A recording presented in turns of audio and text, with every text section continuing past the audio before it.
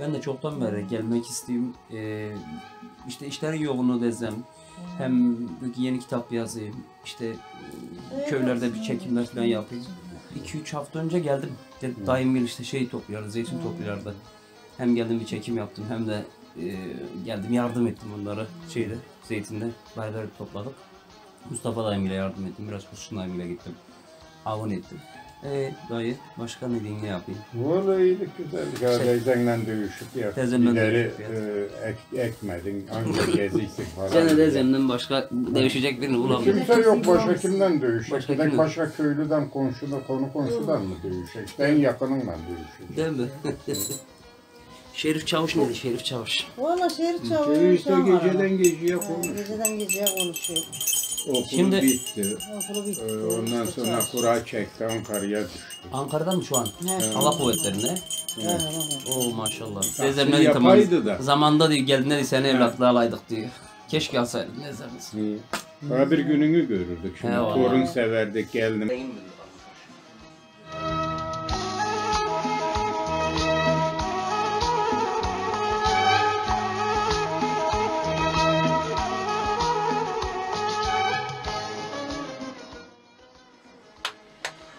Şimdi Rezem bize yumurta da pişirecek. Oh. Köyde kahvaltı yapmak var şimdi. Üç yaşımız var. He. Oynar sattık. İyi. Eskiden koyunum da çok. Oyun çok. Davarım var.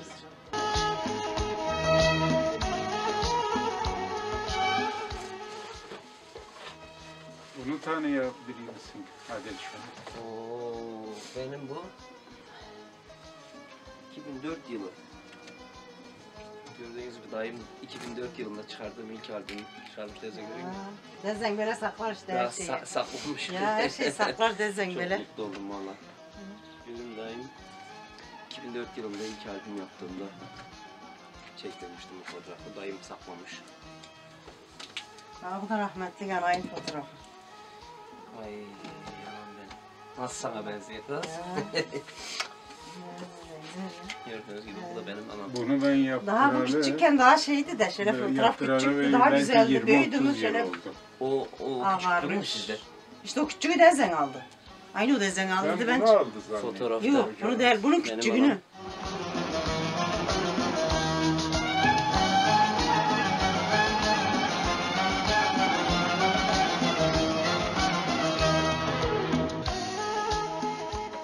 Bu Vahvin Deresi'nin adı nereden geliyor dayı? Bu eski adı neydi? Adı nereden geliyor? Karaca olan bir türküsü var. Vahvin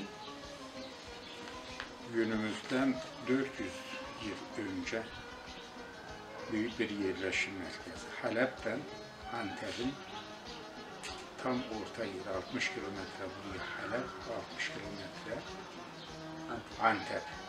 Yani 12 saatlik piyada yolu, kervan yolu. Sahur vakti Halep'ten Antep'ten çıkan bir kervancı ikinin buraya ulaşır, burada istirahat eder. Sahurdan tekrar çıkar, ikinin namazında Halep ulaşır. Karşılıklı bu şeyler böyle devam etmiş yıllarca. İşte günümüzden dediğim gibi 400 yıl yaklaşık önce Karacaoğlan buraları köy gezmiş. Vahvini görünce akar Halep nehri akar. Vahvin derler, güller kokar. Sallanır uykudan kalkar, güzellerin çoğu şımarmış. Buranın güzeli de meşhur. Güzel meşhur. Tabii güzelliği de varmış o zaman bağlar, bahçeler, güller, çiçeklerin olduğu. Burada han varmış, o handa hep tüccarlar istirahat eder, karşılarlar, iner kalkırlar, can emniyetleri varmış, varmış. Ve buradan Antep'e giderken Karacaoğlan şöyledir, gönlüm arzuluyor Antep elini, şu Kemlin dağının beli görünür. Evvel bahar yaz ayları doğunca akar Halep nehri seli görünür. Evet.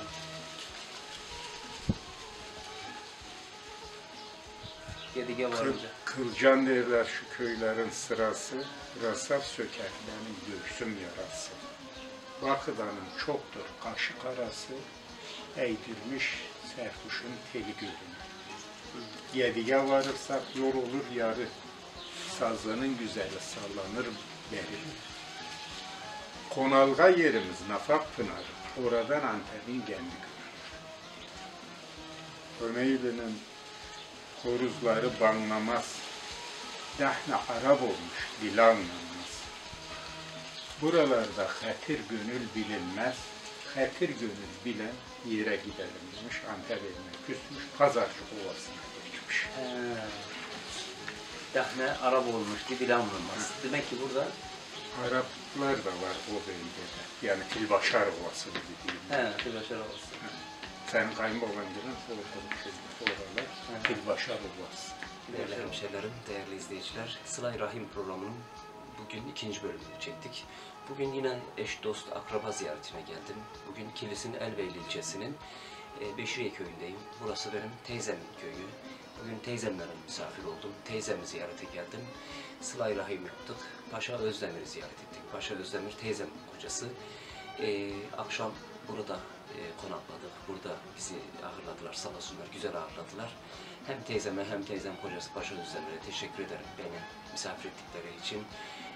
Hem onlarla güzel gelmişten geçmişten sohbet ettik. Paşa dayımın hem tarih bilgisi hem siyasi bilgisi geniştir. Paşa dayım eski bozkurtçulardandır, eski MHP'lilerdendir. Gördüğünüz gibi odasında bir yanda Türk bayrağı, bir yandan Atatürk, bir yandan Devlet Bahçeli ve Alparslan Türkeş var.